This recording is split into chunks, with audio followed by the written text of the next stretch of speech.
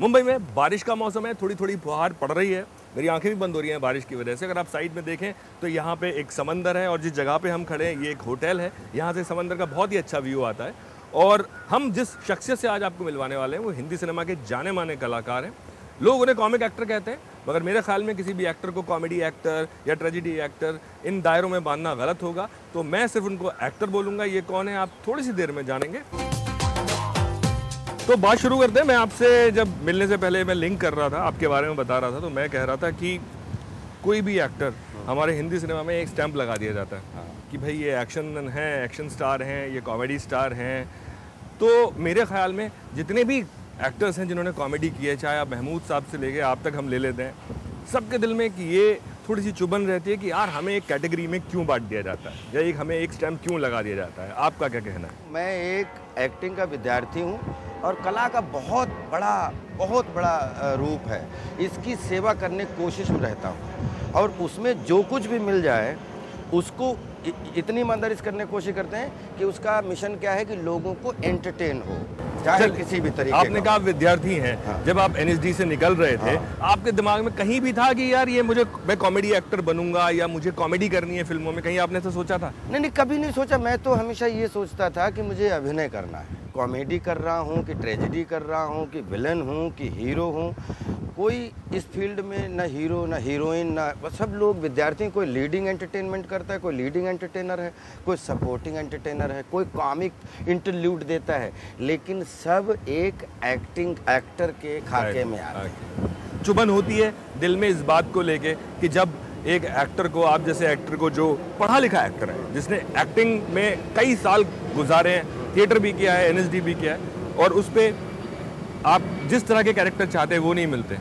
ये बड़ा अच्छी बात कही प्रशांत भाई आपने। ये इसमें एक्टर भी दोषी हैं। कैसे? मुझे ऐसा लगता है कि किसी के बनाए अगर कुछ बनता होता तो जो उद्योगपति हैं उनका बेटा ही सबसे बड़ा उद्योगपति होता, जो नेता है उनका बेटा ही सबसे बड़ा नेता होता, जो फिल्म इंडस्ट्री में है या प्रोड्यूसर हैं उनका बेटा ही सबसे बड़ा प्रोड्यूसर या एक्टर होता। कला जो है वो बहुत ब्लेसिंग वाली चीज़ है। तो राजपाल यादव का क्या संघर्ष है आज की डेट में? पिछले 10-15 साल मैंने ये सीखा कि मुझे क्या नहीं करना है। अच्छा। और क्या नहीं करने के चक्कर में आज तक यहाँ तक पहुँच गए आप लोग। इस दुनिया का एक ऐसा महान कलाकार जिसने दुनिया की सारी हाइट्स छोटी कर दी, आज से 40 गुनी कम सुविधाओं में। पिछले 100-200 साल और अगले 200 साल उसका रिप्लेसमेंट नहीं दिखता, जिसका नाम था चार्ली चैपलिन। पूरी दुनिया में बड़े बड़े हीरो सब लोगों ने उसको कॉपी किया। आज भी उसको एक कैटेगरी में बांध के रखा हुआ है, जबकि ग्रेट डिक्टेटर से तो हमने शुरुआत की थी उनकी। जब ग्रेट डिक्टेटर हमने देखी तो मुझे लगा कि ये बंदा राजपाल यादव तो 5 फीट 3 इंच के हैं, ये तो 4 फीट का है, और ये इस आदमी से कला जो है जो इसको नमस्कार करे। तो मुझे लगा कि पहला संघर्ष तो वहीं पे हमारा समाप्त हो गया था, जिसमें सबसे बड़ा संघर्ष होता है एक आदमी के आउटस्कर्ट में आप कैसे दिखते हो। और वो जब संघर्ष समाप्त हुआ तो उसके बाद में दुनिया के सारे संघर्ष जो थे वो गहना लगने लगे। तो ये थॉट कहीं था आपके दिमाग में आने से पहले कि आपका हाइट, चेहरा मोहरा, ये कहीं आपको बतौर एक्टर आड़े आ सकता है? जब तक मैं फिल्म इंडस्ट्री में नहीं आया था तब तक तो मैं कबड्डी का कैप्टन हुआ करता था। खूब स्टेज पे 2-2 घंटे हमने, अगर 15 साल में 500 नाटक किए तो 90% नाटकों में मैं हमेशा 2-2, 3-3 घंटे स्टेज पे ही रहा। तो मुझे कभी भी इस तरीके की कोई प्रॉब्लम नहीं हुई कि मैं कितना छोटा हूँ या कितना लंबा हूँ। मेरा काम छोटा नहीं होना चाहिए और काम हमेशा 500 फीट का ही हमने सोचा। तो मुझे उसी दिन से पहला संघर्ष आया कि जो चीज़ मैटर करती है या जो चीज़ लोगों को कमज़ोरी लगती है उसी को अपनी खूबसूरती बना के, और उसी को आज करते करते समस्या इस बात की है, संघर्ष इस बात का है कि कोई संघर्ष नहीं है, और जिसको लोग संघर्ष बोलते हैं वो अपना गहना है। आपका जो पूरा परिवार है वो किसान है, आपके घर में लोग खेती बाड़ी करते हैं, ये दिमाग में आया कैसे और आपने हिम्मत कैसे जुटाई ये सब करने की कि शाहजहाँपुर से आप दिल्ली होते हुए बॉम्बे आ गए? हम पहले बचपन में राजनीति में भी हमने, वो जब मोहल्ले में लोग करते थे कि हम भी लोग लेकिन पता लगा कि राजनीति में जिसके लिए खूब वोट मांगे बचपन में, वो 6 महीने बाद पहचाने ही नहीं। ठीक है, तो मुझे लगा कि नहीं ये फील्ड भी हमारी नहीं है। लेकिन एक प्ले था, अंधेर नगरी चौपट राजा, टकासेर भाजी टकासेर खाजा और भुवनेश्वर एक रंग। वो हमारा जीवन का पहला ऐसा नाटक था जिसमें हमने कुछ 2 महीने की वर्कशॉप करके लोगों के सामने परफॉर्म किया था। और उस रात जो मुझे तालियां मिली, उसे जो सुकून मिला था, मुझे कोई दूसरा फील्ड चुनने की ज़रूरत नहीं थी। कि मैंने कहा मुझे जिस फील्ड का संघर्ष था, ये हमारी फील्ड है। अब इस पे कोशिश करूंगा कि जितना भी संघर्ष करके इसकी बारीकियों को सीख पाऊँ। 30 साल पहले अपने माँ बाप से अगर अब ये कहें कि मुझे एक्टर बनना है, तो कोई आसानी से तैयार होता नहीं था। अरे पिताजी से तो लोग बोलते थे। एक दिन बड़े एक फूफा जी हमारे हैं, पिताजी से बड़े सुस्त बैठे हुए। पिताजी ने पूछा कि क्या हुआ, कुछ समस्या है क्या? बोले नहीं, लोग मोहल्ले में बड़ा पूरे बरेली मंडल में फैला पड़ा है कि लड़का बड़ा नाचने गाने वाला शौक पैदा हो गए।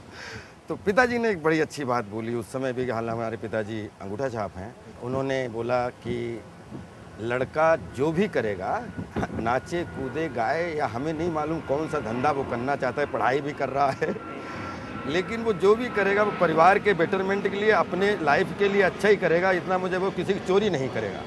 तो वो चीज़ मतलब इतनी एक बाप का सपोर्ट मिलना किसी बेटे के लिए, शायद पहला संघर्ष तो वहीं पर समाप्त हो गया था। जब आप आए और जब आपने सफलता मिली आपको, तो पिताजी के एक्सप्रेशंस, पिताजी का जो पहले वाक्य या वर्ड्स या सेंटेंस था, वो क्या था? बस गले लगाया और बोले बेटा अच्छा है, मतलब अच्छा लगा कि तुम्हें लोग देखने आ रहे हैं, तो देखने अच्छे वे में आ रहे हैं। ये पिता को बहुत अच्छा लगा। अब जो सिनेमा है, इस सिनेमा में 2 चीजें बहुत कम हो गई। एक तो विलेन और एक कॉमेडियन। विलेन भी आजकल जो है हो गया ना। हाँ, नहीं, मेन लीड जो हीरो है वही विलेन बन रहा है और वही कॉमेडी भी कर लेता है। जब एक आदमी सब कुछ कर सकता है तो सब आदमी सब कुछ करने का मौका लेकिन उनको वो डायरेक्टर्स या फिल्म मेकर्स उनको उस तरह से देखते हैं। फिर इसमें एक्टर की भी जिम्मेदारी बनती है, वो भी जिद्दी बन जाए कि 12वां खिलाड़ी बन के नहीं खेलूंगा। एंटरटेनमेंट के स्टेडियम में 11 खिलाड़ियों में चाहिए, बॉलिंग हो तो बॉलिंग करेंगे, बैटिंग हो तो बैटिंग करेंगे और फील्डिंग हो तो फील्डिंग करेंगे। इन्हीं तीनों चीज़ों के लिए ताउम्र संघर्ष करेंगे। सलमान कॉमेडी कर सकते हैं, एक्शन कर सकते हैं, अक्षय कॉमेडी कर सकते हैं, एक्शन कर सकते हैं, बच्चन साहब सब कुछ कर सकते हैं, लेकिन राजपाल यादव विलेन क्यों नहीं बन सकते? राजपाल यादव सीरियस कैरेक्टर क्यों नहीं कर सकते? जैसा आपने इनको इनकी फिल्म में देखा होगा, मैं मेरी पत्नी और वो, मैं मेरी पत्नी, दूसरी भोपाल अप्रैल फॉर रेन, बहुत मैं माधुरी दीक्षित बनना चाहती हूँ। हमें याद है कि एक कैटेगरी में बेस्ट एक्टर के लिए, जहाँ बड़ी बड़ी फिल्में, वहाँ एक छोटी सी फिल्म मैं माधुरी दीक्षित, वो बेस्ट एक्टर के लिए नॉमिनेशन में थी। दूसरी तरफ हंगामा बेस्ट कॉमेडी एक्टर के लिए नॉमिनेशन में था। तो आई थिंक हमने कभी भी कॉमेडियन की सेवा नहीं की, ना ही अगर हमने वो किया होता तो हम पिछले 15 साल में हज़ारों शो की करके हज़ारों और तरीके काम कर चुके होते। जैसा सोचा था वैसा ही पाथ बन रहा है। I am very happy. और ये संघर्ष जो मतलब हमें मालूम है कि पिछले 10-15 साल में ये फिल्म आसान नहीं थी। जब बोलते हैं ना कि जो चीज़ आसान ना हो और वही आपके जीवन का शौक़ हो, तो कांटों से खेलते रहिए तो रास्ते तो अच्छे, फिर कांटे भी आपको एक बिछौने का रूप करने लगते हैं। चलिए, कॉमेडी के खिलाड़ी राजपाल यादव, इनके साथ हम बातचीत जारी रखेंगे। अभी आपके कुछ फैंस जो हैं वो इंतजार कर रहे हैं और चाय भी पी लेते हैं। आप प्लीज देखिए, ले लो भाई, ले लो। अब देखो ये कंधे कैसे हक से रख देते हैं और पता नहीं हाथ धोए कि नहीं इन्होंने।